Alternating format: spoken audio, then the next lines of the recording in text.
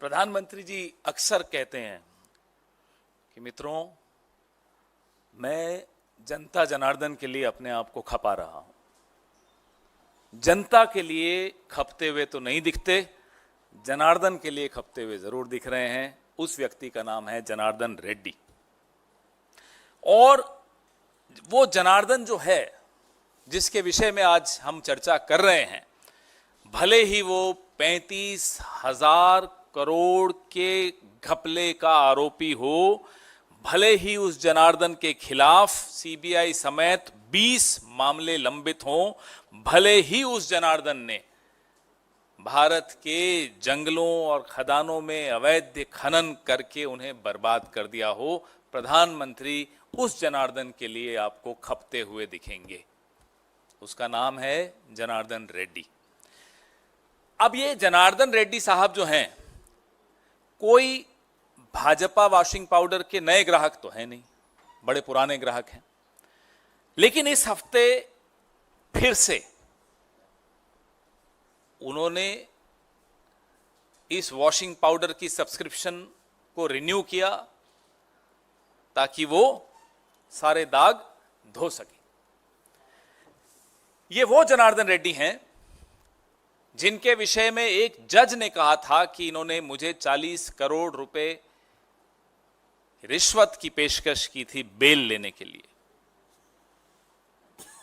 ये वो जनार्दन रेड्डी हैं जिनको न्यायालय ने बेल्लारी से तड़ी पार किया हुआ है।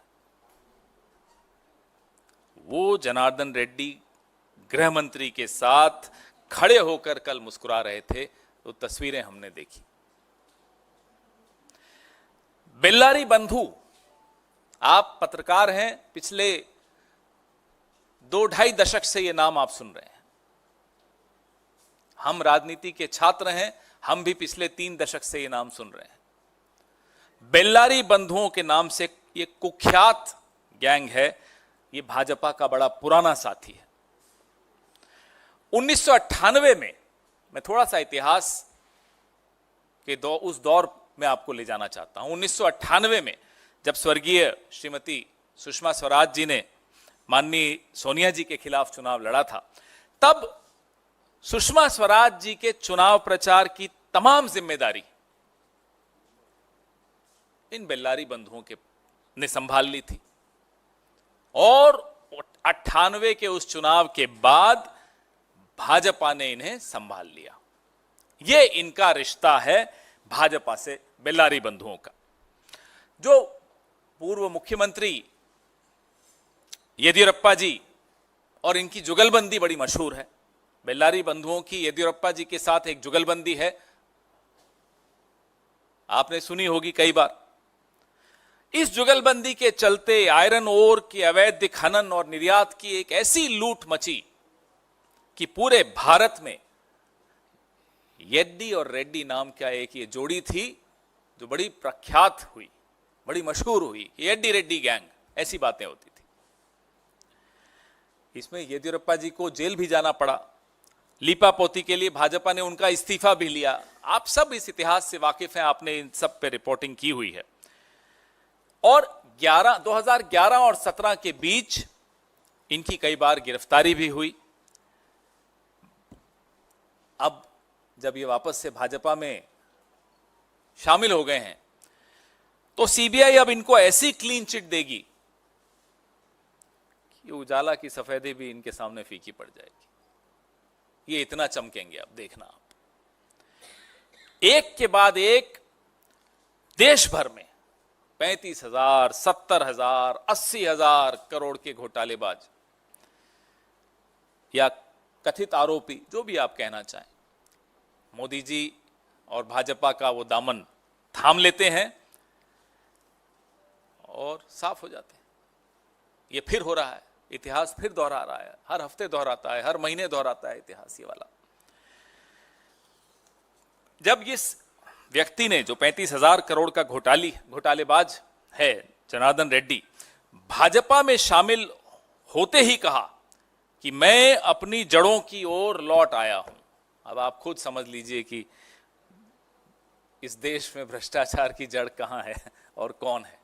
हम नहीं बोल रहे, ये घोटालेबाज बोल रहा है कि साहब मैं अपनी जड़ों में लौट कर आ गया हूं।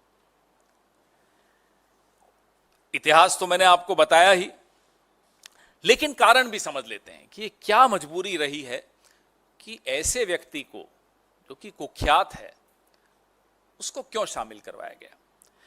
आपने देखा कि माननीय सर्वोच्च न्यायालय ने इलेक्टोरल बॉन्ड के चंदे पर बैन लगाया, उसको गैर संवैधानिक करार किया, उसको गैर कानूनी करार कर दिया।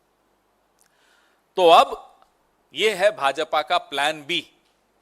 This is the plan B of BJP after the electoral bonds were declared unconstitutional by the Honorable Supreme Court. What is the plan B? The plan B is कि अब सीधा पार्टनरशिप, ऐसे व्यक्तियों को साथ में ले लो जिनसे पैसे लेने हैं, जिनसे पैसे लिए हैं। कोई पर्दादारी मत रखो बीच में, बिल्कुल साथ में मिला दीजिए।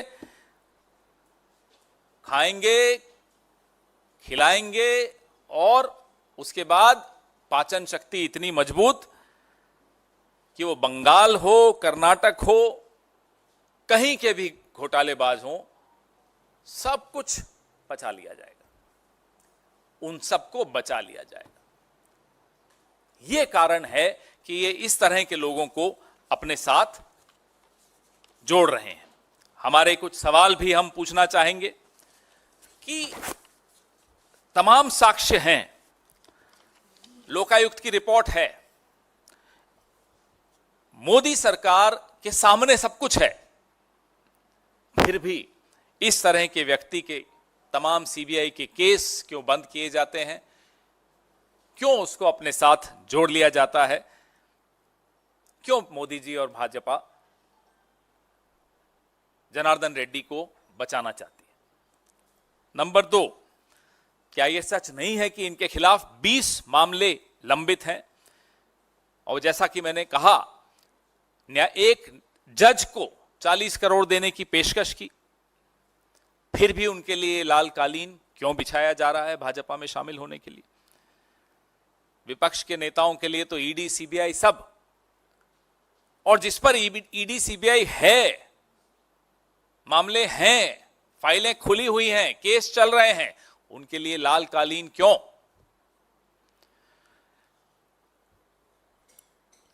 जो आपके बड़े बड़े दावे हैं भ्रष्टाचार को खत्म करने के, क्या इस एक कदम से, और ऐसे अनेक कदम उठाए हैं, ऐसा नहीं कि सिर्फ एक कदम उठाया, इन कदमों से क्या आप वो दावों को पूरी तरह से खोखला नहीं करार कर रहे? ये हमारे आपसे सवाल है।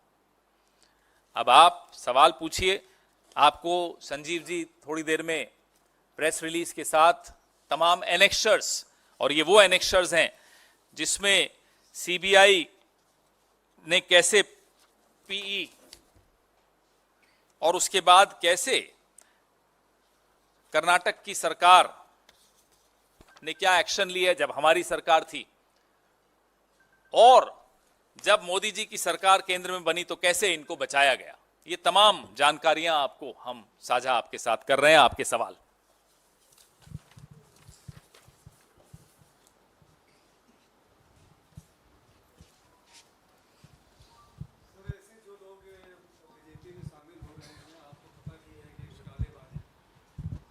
सर, मैं आकाश श्रीवास्तव हूँ, थर्ड आई वर्ल्ड न्यूज़ से। सर, मेरा प्रश्न है कि जो ये लोग शामिल हो रहे हैं और आपको पता है और ये पब्लिक डोमेन में भी है, तो इसको कांग्रेस कितना धारदार बनाएगी इलेक्शन कैंपेन के लिए और अपने पॉलिटिकल रणनीति के लिए? केवल कांग्रेस इसको धारदार बनाएगी, कांग्रेस की जब सरकार कर्नाटक में, पिछली सरकार जो कांग्रेस की थी इससे पहले वाली, उसमें हमने मामले दर्ज किए बिना किसी डर के। सिद्धरामैया जी हमारे उस वक्त भी मुख्यमंत्री थे, तो सिर्फ इसको कैंपेन का मुद्दा बनाए हो वो बात नहीं है। हम इस भ्रष्टाचार की जड़ तक गए, साक्ष्य और दस्तावेजों के साथ गए, हमने मामले दर्ज किए और उन मामलों को कमजोर करने का भरसक प्रयास मोदी सरकार ने जब केंद्र में सरकार में आए तब किया, जब राज्य में सरकार में आए तब भी किया, अब फिर हमारी सरकार है, हम इनको छोड़ेंगे नहीं।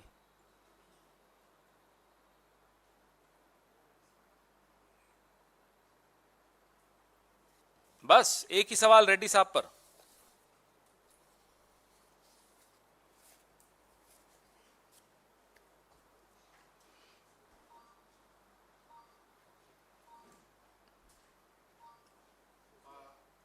बोलिए बोलिए, माइक दे दीजिए साहब।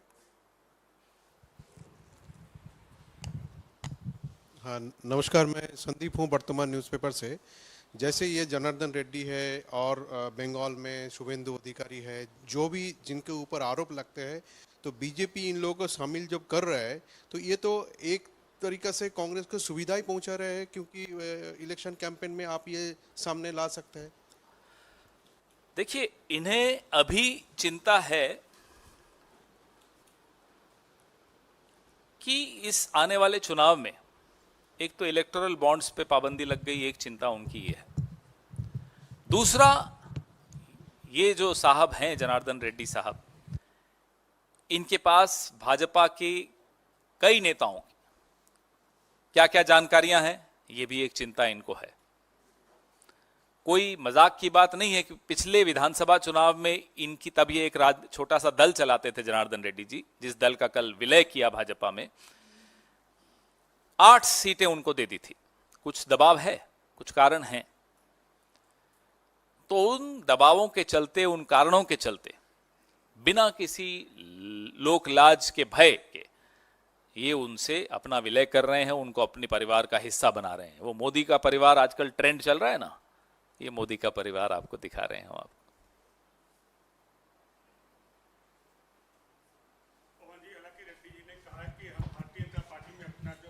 विलय कर रहे हैं, ये बिना शर्त है, लेकिन साथ साथ वहीं यह देखना हो कि सीबीआई के कुल 9 मामले जांच में उन पर है। तो क्या ये शर्त, जो बिना शर्त की बात कहते हैं, यही शर्त तो नहीं है 9 जो मुकदमे सीबीआई के हैं? ये शर्त नहीं, ये सर्फ है। सब कुछ साफ हो जाएगा, देखते जाइए आप। लेकिन हाँ, अब समय कम बचा है। अब इन 2-2.5 महीनों में तो सीबीआई क्या कर लेगी, नई सरकार जब आएगी देखिए, फिर हम थोड़ा ही छोड़ेंगे।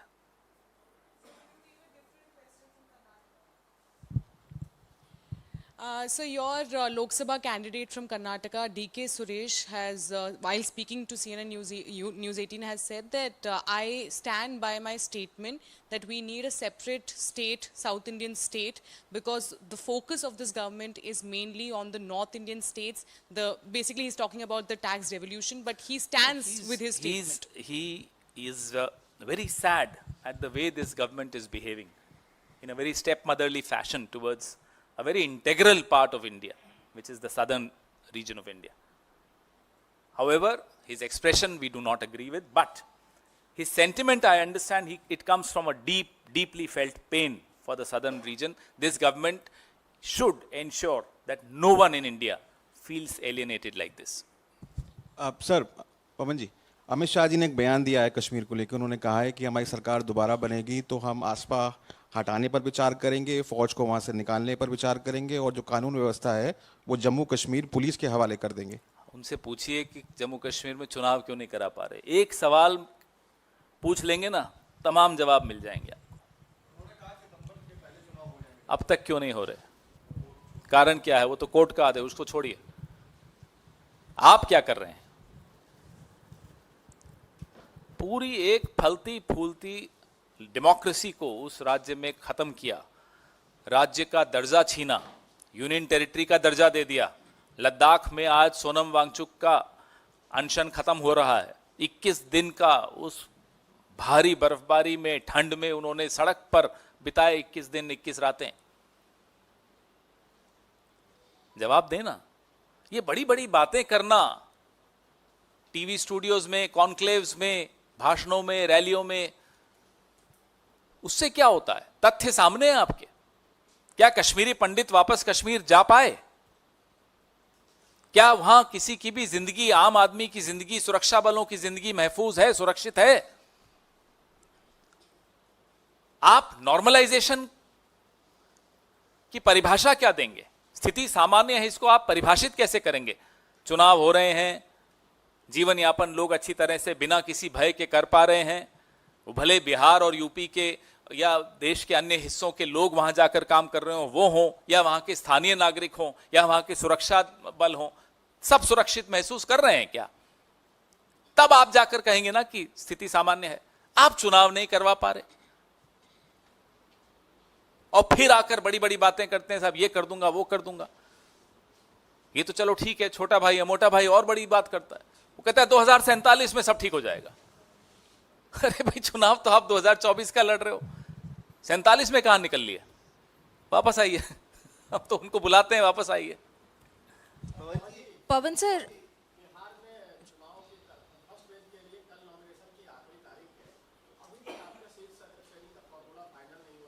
सब हो रहा है, सब हो रहा है, सारी सब नहीं, कोई सरेंडर न, देखिए आपस में जब दोस्ती होती है, भाईचारा होता है, तो ना कोई सरेंडर और इस तरह की शब्द आते नहीं है बीच में। पवन जी एक सवाल सही है। नहीं, प्रक्रिया चल रही है, समाप्ति की ओर है, सब कुछ आपके सामने आ जाएगा। सर 31 को अरविंद केजरीवाल के सपोर्ट में इंडिया ब्लॉक्स लीडर्स प्रोटेस्ट करेंगे रामलीला मैदान में। वहीं पे Punjab units are disappointed and they have a strong view that Congress should not participate in that. What is your take on it? Nobody has told us this, so I don't know. You must be in touch with some people, but our own state unit is absolutely clear about it, that there is an alliance in Delhi and in some other parts of the country, but there is no alliance with them in Punjab. And I think there is absolute clarity in our minds whether it's the national unit of the party or the state unit of the party. Sir Pawan ji मेरा सवाल वही था। पंजाब से कल आपके sitting सांसद Ravneet Singh Bittu BJP में शामिल हो गए। राहुल गांधी ने काफ़ी प्रमोट किया था, पहले वो यूथ कांग्रेस के अध्यक्ष बने थे जब चुनाव के जरिए जीत के आए, तो उनसे कितना पूछिए साहब क्यों डिसअपॉइंटिंग गए है? हैं, हमसे क्यों पूछ रहे हैं? जो गया उनसे पूछिए, हमें बता थोड़ी गए कि मैं इसलिए जा रहा हूं। तो आपको उन्हीं से पूछना पड़ेगा साहब क्यों गए, और उनसे पूछिए जिन्होंने उन्हें लिया, साहब आपने क्यों लिया। इसमें हम तो कहीं आते नहीं हैं। Sir, Delhi LG, while speaking to Times Now, has said that we won't let the Delhi government to function from jail. We won't let it happen. So, is it an indication on the part of Delhi as Lieutenant Governor? What is your reaction Well, to ask that? the Lieutenant Governor. No, But as far as legal luminaries are concerned, they have been very clear about it that he can. Now, whether it's practical, doable or not, but as far as the legal aspect is concerned, I was reading yesterday, 5 or 6 legal luminaries have written about it, and they feel that it's permissible under the law. So if there is a settled law which doesn't have any problem with this arrangement, then I don't know why the Honorable LG is saying what he's saying. So ask him. चलाना चाहिए या नहीं एक अलग मुद्दा है, चला सकते हैं या नहीं एक अलग मुद्दा है। तो वो कानूनी रूप से जो कानून के विशेषज्ञ हैं वो कह रहे हैं चला सकते हैं। गई थी कल शाम मिलने के लिए, आज उन्होंने अभी इस वक्त वो प्रेस कॉन्फ्रेंस कर रही हैं। उनका कहना है कि शराब घोटाले में पैसा कहाँ गया, इसका खुलासा कल अरविंद केजरीवाल अदालत के सामने करेंगे। ठीक है, तो आने दीजिए, उसके बाद इस पर चर्चा करेंगे। और अब पत्नी अपने पति से मिलने जाएंगी ईडी में, उसमें तो कोई सवाल बनता नहीं है। और कल जरूर उसका सवाल जो खुलासा करेंगे उस पर फिर चर्चा करेंगे हम। खेड़ा जी, केजरीवाल पे जो आरोप हैं और उसकी जो जांच पड़ताल चल रही है, उसके बाद मामला अदालत में भी गया था और उसके बाद वहाँ पर भी उनको राहत नहीं मिली। जिस तरीके से ये आरोप पहले भी लगते रहे और खुद कांग्रेस के नेताओं ने प्रेस कॉन्फ्रेंस भी की, यहाँ इस मंच पर भी हमने देखा, जो बाकायदा आंकड़े दिए गए थे शराब घोटाले को लेकर कथित तौर पर, वो आरोप लगाए गए थे। अब बीजेपी ये कह रही है कि उन आरोपों का क्या हुआ, ये पहले से ही मामले चल रहे थे। देखिए, हम अब तो क्यों क्लीन चिट दे हमने रहे हैं? कभी ये बोला नहीं कि जांच नहीं होनी चाहिए, ना अरविंद केजरीवाल ने कभी बोला कि जांच नहीं होनी चाहिए। लेकिन जांच एजेंसियों पर अगर भरोसा ही नहीं कर पाए तो फिर जांच कौन करेगा? चुनाव से ठीक पहले आप गिरफ्तारी कर रहे हैं, तो फिर हमारा वो संशय कि जांच एजेंसियों पर अब हम भरोसा नहीं कर पा रहे हैं, वो संशय सही साबित हो रहा है। जांच से कभी किसी को कोई परहेज नहीं है। हम पर आरोप लगे, हमारे नेताओं ने 50-50, 55-55 घंटे जांच झेली है। जांच से ना अरविंद केजरीवाल को आपत्ति है, ना किसी और को आपत्ति है, लेकिन जांच एजेंसीज क्या सही काम निष्पक्ष तरीके से कर पा रही हैं बिना कठपुतली बने? इसका जवाब हम सबको मिल चुका है। वो सोरेन साहब की गिरफ्तारी में मिला हो, वो इनकम टैक्स की जो हमारी खातों पर कार्रवाई हुई उसमें मिला हो, वो अरविंद केजरीवाल की गिरफ्तारी में मिला हो, तमाम जवाब आपके सामने है। जो हमारा संशय और हमारा शक था जांच एजेंसियों पर, वो सही साबित हो रहा है। माइक दीजिए भाई। निर्मला जी के पति ने एक बयान दिया है कि सबसे बड़ा विश्व का घोटाला कोई है तो वो इलेक्टोरल बॉन्ड है। बिल्कुल मैं सहमत हूं। मैं अभी देख रहा था अभी आते हुए उनका वीडियो। वो काबिल व्यक्ति हैं, समझदार व्यक्ति हैं, और उनके विचार देश में कई लोग हिमायती हैं उनके विचारों के। मैं भी उनमें से एक हूं। तो सुना उनकी बात और बिल्कुल मैं सहमत हूं उनसे। ये बहुत बड़ा घोटाला है जो प्रभाकर साहब कह रहे हैं, वो सही कह रहे हैं। तो जी, you wanted the mic, one of you. हो गया?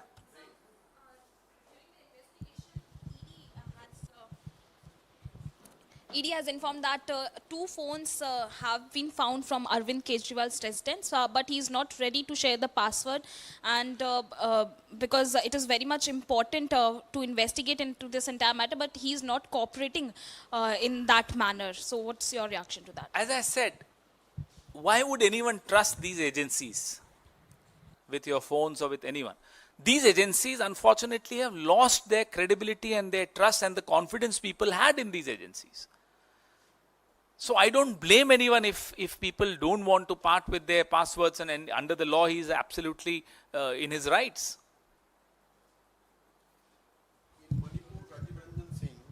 In Manipur, Rajiv Ranjan Singh to Uttar Pradesh Pilibhit, Varun Gandhi, जिसने मोदी गवर्नमेंट के खिलाफ कुछ भी बयान दिया है, उन लोगों को टिकट काट दिया है।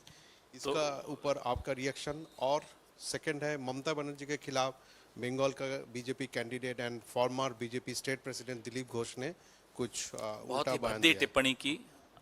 इस तरह की टिप्पणियां नहीं करनी चाहिए। राजनीति में एक शुचिता का एक स्थान हमेशा रहना चाहिए। जिसने भी प्रधानमंत्री जी का विरोध किया हो, वो अगर किसी और दल का है तो उसके खिलाफ तमाम केसेस खोल दिए जाते हैं, षड्यंत्र रचे जाते हैं, हवाई जहाजों से उतार दिया जाता है, 50-50 घंटे ईडी के सामने बैठा दिया जाता है, लोकसभा की सदस्यता रद्द कर दी जाती है, बंगला छीन लिया जाता है और अनर्गल आरोप लगाए जाते हैं। और अगर वो उनकी पार्टी के भीतर हो तो उसकी टिकट काट दी जाती है, उसको पद से बाहर कर दिया जाता है। ऐसे अनेक उदाहरण आपको मिलेंगे। कहीं कहीं लोकतंत्र में विश्वास मोदी जी का शायद कभी इतना भी विश्वास नहीं रहा हो लोकतंत्र। मुंबई में उत्तर पश्चिम सीट शिवसेना को देने से आपके वरिष्ठ नेता है संजय निरुपम, वो नाराज चल रहे हैं। अभी मुंबई में उनका प्रेस कॉन्फ्रेंस चल रहा है और वो खुले तौर पर ये कह रहे हैं कि ये जो फैसला कांग्रेस ने लिया है ये कांग्रेस को दफन कर देगा मुंबई में, और उनके पास कई विकल्प खुले हुए हैं। एक तरह से धमकी दे रहे हैं कि वो दूसरी पार्टी मैंने में अभी चले देखा जाएंगे। नहीं, मैं उनकी प्रेस वार्ता देख लूं उसके बाद इस पर चर्चा करें। धन्यवाद। मेरे को एक मीटिंग में भागना है, तो जो भी सवाल हो अभी पूछ लीजिए, मैं रुकूंगा नहीं। I have to run, I have war room में जाना है।